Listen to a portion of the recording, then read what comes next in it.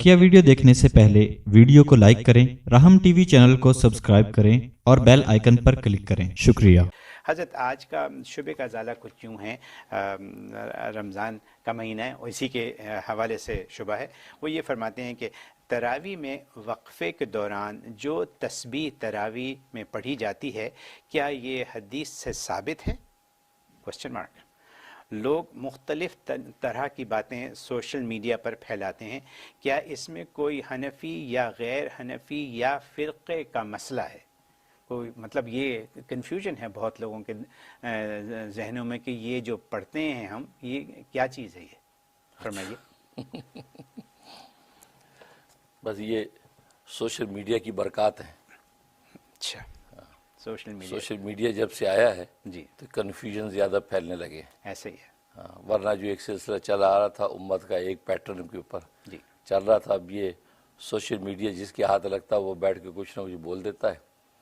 अच्छा, सुनने वाले भी कानों के इतने कच्चे हैं, सुनते फ़ौरन ही कहते हैं अच्छा तो हम तो आज तक पढ़ते रहे, ये तो साबित ही नहीं है। ठीक है ना। और कहने वाला भी अल्फाज का ऐसा जो है वो कहते रंग दिखाता है को गोया कि अल्फाज में धोखा होता है, तो अल्फाज की गेम खेलते हैं। वही वाली बात है जो हज़रत अली मुर्तज़ा रज़ी अल्लाह ताला फरमाते हैं कि कलमत हक़्क़िन उरीदा बिहल बातिल, बात तो सही है लेकिन इरादा जो है बातिल का है। बात सही करते हैं लेकिन इरादा उसका गलत का होता है। तो ये असल में सिलसिला जो है शुरू, और ये बददियानती है और दीन के मामलों में ये बददियानती जो है ये मुनासिब नहीं है। तो बहरहाल तो ये कहना कि ये वो हनफी शाफ़ी का मसला है, या पहली बात तो कोई हनफी शाफ़ी का मसला नहीं है, क्योंकि देखो हदीस से जो चीज़ आ रही है साबित है तो उसमें तो कोई हनफी शाफ़ी का मसला नहीं है, सभी उसको मानेंगे। और बाकी ना देवबंदी बरेलवी का मसला है, देवबंदी बरेलवी सब मानते हैं। हाँ, अलबत्ता जो इसमें जो है वो शुबा पैदा होता है वो गैर मुक़ल्लिद सल्फ़ी हज़रात को होता है। अच्छा, गैर मुक़ल्लिद सल्फ़ी हज़रात जो हैं वो उनको इसमें शुबा पैदा होता है और वो कह देते ये हदीस से साबित नहीं है। असल में साबित के माना का जो है वो मिस यूज़ करते हैं। हालांकि ये दुआ जो है मुख्तलिफ़ अल्फाज के साथ हदीस की 5 किताबों में आती है, यानी सुनन अबी दाऊद में आती है और इसी तरीके से जो है वो कंजुल उमाल में आती है जहाँ उन्होंने मुस्नद दैलमी के हवाले से नकल की है, और मुस्नद अहमद के अंदर आती है, और क़ियामुल लैल मिरवज़ी में आती है। तो गोया कि 5 हदीस की किताबों में ये दुआ मुख्तलिफ़ अल्फाज अंदाज से आती है। और ऐसी ज़बरदस्त फ़जीलत नबी पाक सल्लल्लाहु अलैहि वसल्लम ने इस दुआ की ज़िक्र फरमाई कि अक़ल हैरान हो जाती है, ऐसी ज़बरदस्त। और यही वजह है कि फिर फ़ुक़हा इस्लाम जो है वो इसी दुआ को जो रिकमेंड करते हैं कि भाई आप ये वक्फ़े में ये दुआ पढ़ लिया करें। तो फ़ुक़हा इस्लाम जो जिनके सामने हदीस का पूरा ज़ख़ीरा है कि भाई वो कोई ऐसे, वो तो मुंतखब लोग हैं, अल्लाह के जो है मुंतखब लोग हैं, वो उन्होंने जब इस दुआ को जो है मरतब करके आपको दिया तो इसका मतलब इसमें कोई राज है। लेकिन बात हुई जी हदीस से साबित नहीं है जी। पहली बात तो साबित क्यों नहीं, साबित है। बाकी आप जिस साबित की बात करना चाहते हैं वो अब अहले इल्म समझ रहे हैं, वो कहते हैं जौहरी जौहर को जानता है, हम समझ रहे हैं। आप जो साबित की बात कर रहे हैं जी हदीस से साबित नहीं है, यह कह कि आप किस साबित की तो इशारा करना चाहते वो हम समझ रहे हैं। अच्छा, ठीक है ना। अगर उस साबित जिस साबित पर आप बात करना चाहते हैं उस तरह तो फिर आप कलमा तय्यबा भी साबित नहीं कर सकते। ला इलाहा इल्लल्लाह मुहम्मदुर रसूलुल्लाह हर बंदे की कल्ब व जान है। अब हदीस से साबित करें, किसी हदीस में आता ही कलमा? कुरान में आता है ना, कुरान में ना हदीस में। फिर आप इसको शबरो सीने से क्यों लगा रखा है? अगर जिस साबित की तरफ आप इशारा कर रहे हैं उस साबित के हिसाब से तो आप कलमा भी साबित नहीं कर पाएंगे, वो कैसे साबित करेंगे फिर आप? ठीक है ना। तो ये बस वो उनको समझ जाना चाहिए कि मैंने जो ये सवाल छोड़ा है कि फिर आप कलमा जो है वो उसको पहले साबित करें, फिर ये तस्बीह तरावी की साबित की बात करें, और इंशाअल्लाह वो साबित नहीं कर सकेंगे। और जिस तरह उसको साबित करेंगे कलमे को, उसी तरह ये तस्बीह तरावी भी साबित हो रही है। तो कलमे को मान रहे हैं, इसको क्यों नहीं मान रहे फिर आप? ठीक है ना। ठीक। तो पहली बात ये, और दूसरी बात ये कि इसमें मैंने बताया कि हनफी शाफ़ी का कोई मसला नहीं है, हदीस तय्यबा से ये जो है वो दुआ साबित है, और इतनी ज़बरदस्त बाबरकत दुआ है کہ کمال ہے۔ سنن ابی داؤد کے اندر حدیث ہے، عوف ابن مالک اشجعی رضی اللہ تعالیٰ فرماتے ہیں کہ میں نبی کریم صلی اللہ علیہ وسلم کے پاس سے گزرا تو آپ نماز میں تھے، تو رکوع کے اندر آپ گئے تو آپ نے یہ تسبیح پڑھی، مختلف الفاظ کے ساتھ آپ نے یہی تسبیح جس کے اندر یہ عظمت و کبریائی کا تذکرہ ہے، سبحان ذی الملک والملکوت، آپ نے پڑھی۔ پھر آپ سجدے میں گئے تو سجدے میں بھی آپ نے یہی تسبیح پڑھی، ٹھیک، یہ ابو داؤد کی حدیث۔ اور اس کے بعد جو ہے حضرت عمر رضی اللہ تعالیٰ عنہ کی روایت ہے، مسند احمد کے اندر موجود ہے کہ حضرت عمر رضی اللہ تعالیٰ عنہ اور قیام اللیل مرزی نے بھی نقل کیا ہے، تو وہ بڑی عجیب و غریب حدیث ہے کہ حضرت عمر فرمایا، نبی کریم صلی اللہ علیہ وسلم نے فرمایا کہ پہلے آسمان پر فرشتے ہیں، وہ اللہ تبارک و تعالیٰ کے خشوع و خضوع کی وجہ سے گویا کہ یوں جھکے ہوئے، جیسے رکوع میں جھکے ہوتے ہیں اللہ کے سامنے یوں جھکے ہوئے، اور کہتے ہیں کہ وہ قیامت تک اسی طرح جھکے رہیں گے، اسی طرح جھکے رہیں گے قیامت تک، اور قیامت جب آئے گی تو سر اٹھائیں گے اور اللہ سے کہیں گے کہ اے اللہ ہم تیری عبادت کا حق نہیں ادا کر سکے، یعنی سبحان اللہ، ما عبدناک حق عبادتک، اے اللہ ہم تیری عبادت کا حق نہیں ادا کر سکے، یعنی جو ساری زندگی اسی طرح ہیں جھکے ہوئے قیامت تک، اور قیامت جب آئے گی تو کہیں گے اللہ ہم تیری عبادت کا حق نہیں ادا کر سکے، یہ کہیں گے۔ اس وقت عمر رضی اللہ تعالیٰ نے پوچھا کہ اے اللہ کے رسول وہ پڑھتے کیا ہیں، وہ جو جھکے ہوئے ہوں گے پڑھ کیا رہے ہوتے ہیں، تسبیح کیا کر رہے ہوتے ہیں؟ تو آپ نے فرمایا کہ جو پہلے آسمان پر ہیں فرشتے وہ یہ پڑھتے ہیں سبحان ذی الملک والملکوت، یہ پڑھتے ہیں، اور دوسرے آسمان پر جو فرشتے ہیں وہ اس طرح جھکے ہوئے وہ پڑھتے ہیں سبحان ذی العز والجبروت، یہ پڑھتے ہیں، اور یہی پڑھتے رہتے ہیں قیامت کی صبح تک۔ اور جو تیسرے آسمان پر ہیں وہ پڑھتے ہیں سبحان الملک الحی الذی لا یموت، تو وہ یہ پڑھتے ہیں سبحان الحی الذی لا یموت، وہ یہ پڑھتے ہیں، تو اس طریقے سے وہ تسبیحات کرتے ہیں۔ تو حضرت عمر کو یہ حدیث بیان کر کے نبی نے فرمایا کہ عمر ان الفاظ کو اپنی نماز میں پڑھا کرو، اپنی نماز میں پڑھا کرو، فی صلاتک کے الفاظ، اپنی نماز میں پڑھا کرو ان الفاظ کو۔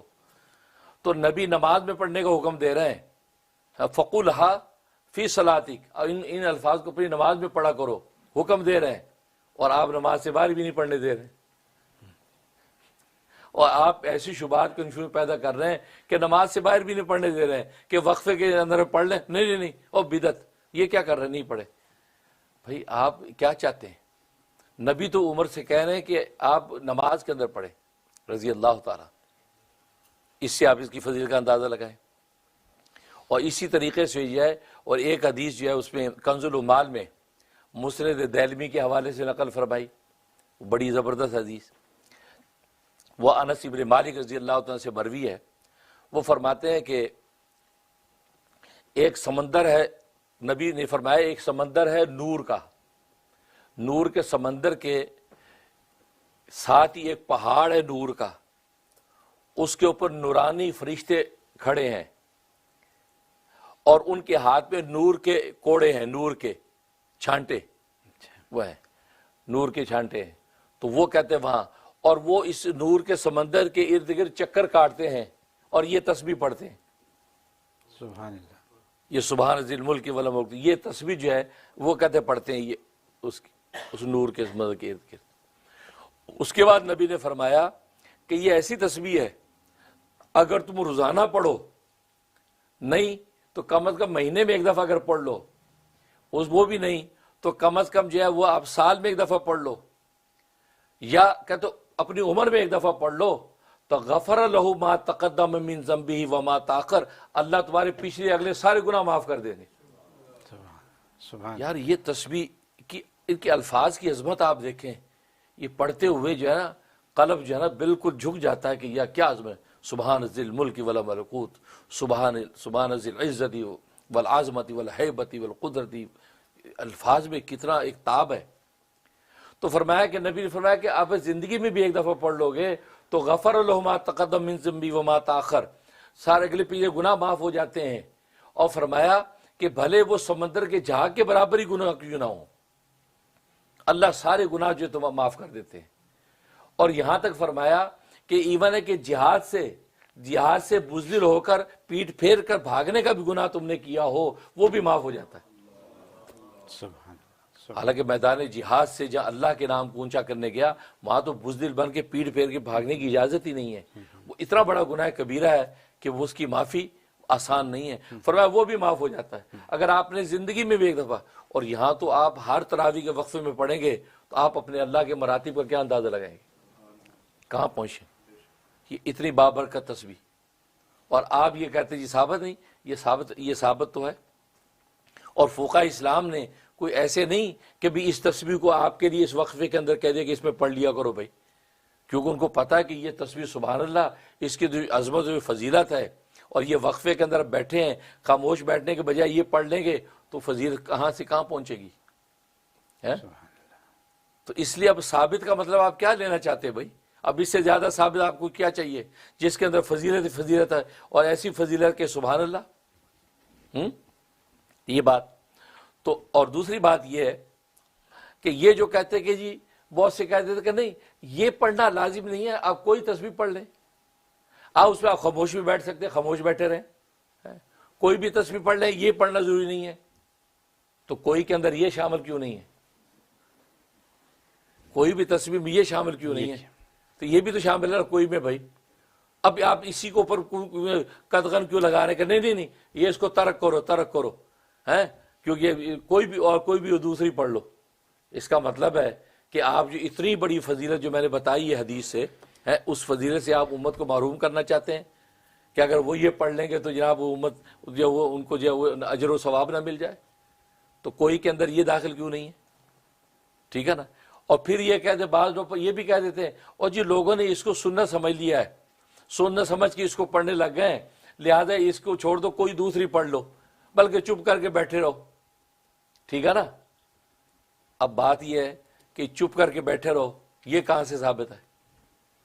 آپ ثابت بھی بحث کر رہے ہیں تو چپ کر کے بیٹھے رہو یہ پہلے ثابت کریں کہ نبی نے کہا کہ چپ کر کے بیٹھے رہو.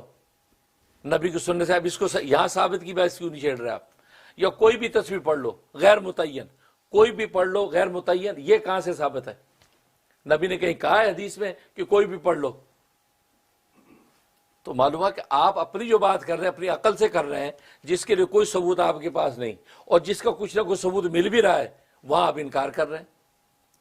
کہہ دیتے نہیں یہ لازم نہیں, اس کو بلکہ ترک کر دو, کوئی اور تسبیح پڑھ لو, کوئی بلکہ خاموش بیٹھے رہو, وقفہ کرو, کچھ بھی نفلیں پڑھ لو. تو یہ جو آپ بول رہے ہیں یہ کہاں سے ثابت ہے؟ ٹھیک ہے نا.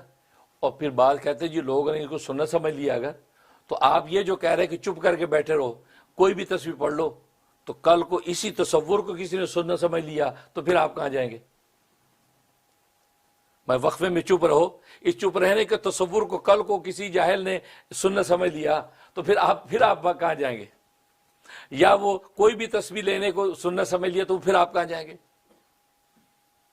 آپ اگر عوام میں جہالت کی وجہ سے وہ سنت سمجھ رہے ہیں, آپ ان کی اصلاح کریں, دیکھو بھائی یہ تسبیح بہت بڑا برکت ہے, بالکل آپ اس کو پڑھیں اور اس کی یہ فضائل ہیں, لیکن اس کو سنت سمجھ کر نہ پڑھیں, سنت نہ سمجھیں کہ نبی نے پڑھی تھی. ٹھیک ہے نا. کیونکہ نبی پاک صلی اللہ علیہ وسلم کی تو تراویح ہی آپ کو پتا ہے کہ وہ تراویح پر ہی گفتگو ہوتی ہے, وہ تراویح کا موضوع خود قابل بحث ہے, تو وقفے کے اندر پڑھنا نہ پڑھنا نبی سے کیسے ملے گا آپ کو بھائی؟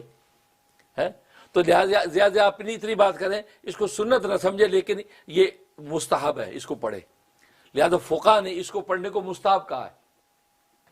تو لہذا کوئی حنفی عالم وہ بھی انکار نہیں کر سکتا اس کا. کیوں؟ علامہ شامی رحمۃ اللہ علیہ جو حنفیوں کے امام ہیں, جو فتاوی شامی ان کا ہر مفتی اس سے کے بغیر فتویٰ نہیں دیتا, انہوں نے امام کوستانی رحمۃ اللہ علیہ کے حوالے سے لکھا کہ وقفے کے اندر جو ہے یہ دعا پڑھ لیا کرو تسبیح تراویح والی. تو حنفی مفتی تو انکار نہیں کر سکتے کیونکہ حنفیوں کا جو امام ہے, جو فتاوی کا امام شامی, وہ خود نقل کر رہا ہے. ٹھیک. اب رہا دیوبندی کی بات آ جائے تو دیوبندی بھی کوئی انکار نہیں کر سکتا, اس لیے کہ حضرت حکیم الامت مجدد ملت مولانا اشرف علی تھانوی رحمہ اللہ تعالیٰ سے بڑا دیوبندی کون ہوگا؟ انہوں نے تو بہشتی زیور میں بھی یہی دعا لکھی ہے کہ وقفے کے دوران جو ہے کہ فقہ اسلام جو ہے وہ اس دعا کو جو ریکمنڈ کرتے ہیں یہ دعا پڑھ لیا کرو. ٹھیک ہے نا.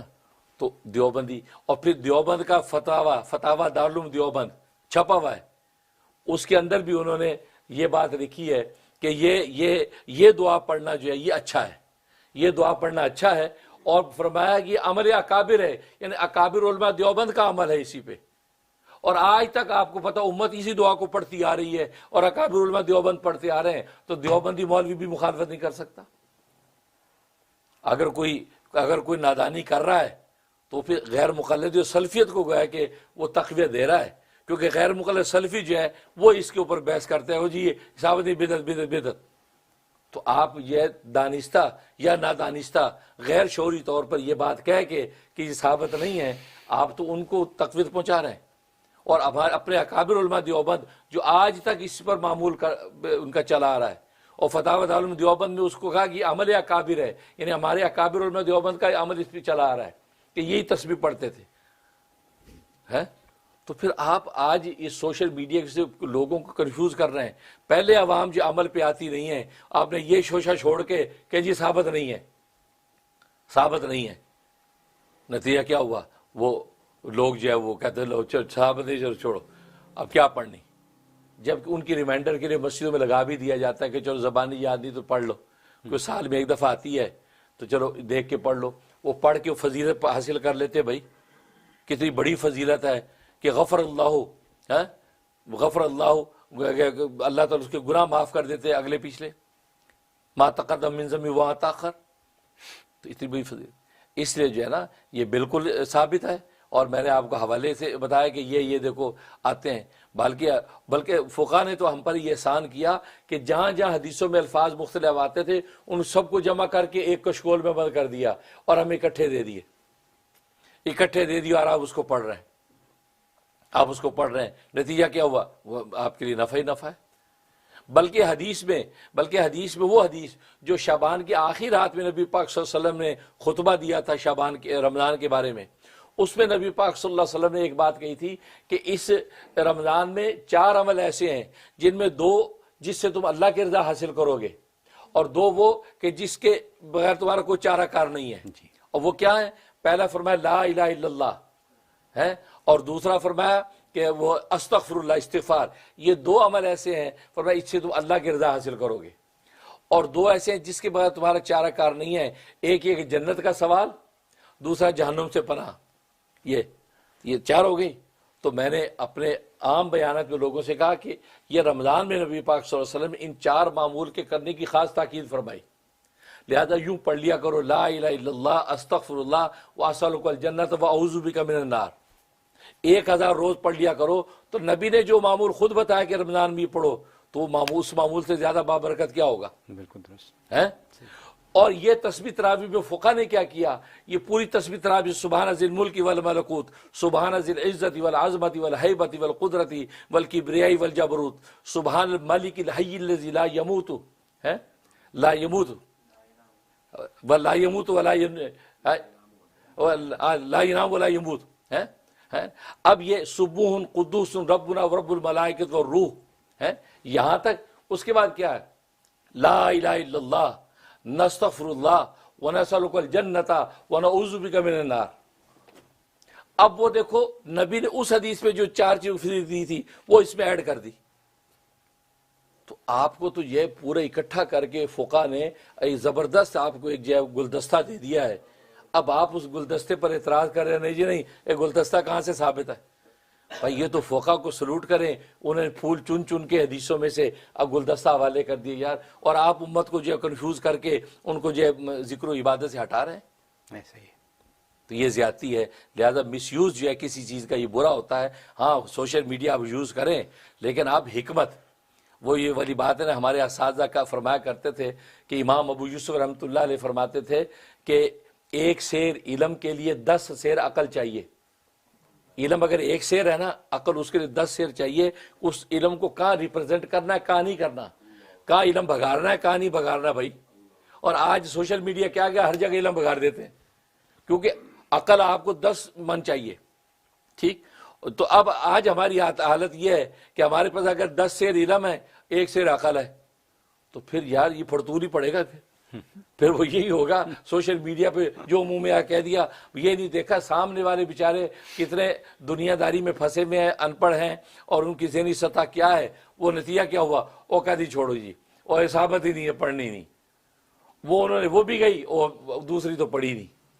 اس لیے بھائی میری درخواست جو ہے تو اہل علم سے بھی یہی ہے اور عوام سے بھی یہ ہے کہ ایسی چیزوں سے کنفیوز نہ ہو اور وہ اس چیز کو پورے جم کر جو ہے اس چیز کو لے کے چلیں. اس لیے کہ حدیث طیبہ سے حدیث ہے پوری شد و مد کے ساتھ میں نے بتایا ثابت ہے. اور پھر یہ ہماری جو ہے فقہ نے کمال کیا تو اس کو ایک کوزے میں بند کر دیا, گلدستہ میں دے دیا. پھر علماء دیوبند کا آج تک یہی معمول چلا آتا رہا کہ وہ آج تک اسی دعا کو پڑھتے ہیں. اس لیے اس وقفے میں 3 مرتبہ اس دعا کو پڑھنے کا فرمایا گیا ہے. 3 مرتبہ اس کو پڑھ لیں, اس وقفے کے اندر گویا کہ ذکر و تسبیح کے اندر مشغولیت رہے گی, کوئی مذاکرہ نہیں. سبحان اللہ. اللہ سے دعا ہے اللہ تعالی ہمیں عمل کی توفیق عطا فرمائے. سبحان اللہ. حضرت دس از دی آئی اوپنر وی نیڈڈ. امت کو یہ آپ سے چاہیے تھا. الحمدللہ. تو یہ تو کسی نے بڑے ٹائملی ہمیں یہ شبہ بھیج دیا, صحیح بات ہے. اور آپ نے بڑا الیبوریٹ کر کے اس کا جواب دے دیا. ہمیں یقین ہے کہ اب لوگوں کے شکوک و شبہات درست ہو چکے ہوں گے یا دور ہو چکے ہوں گے. بہت شکریہ.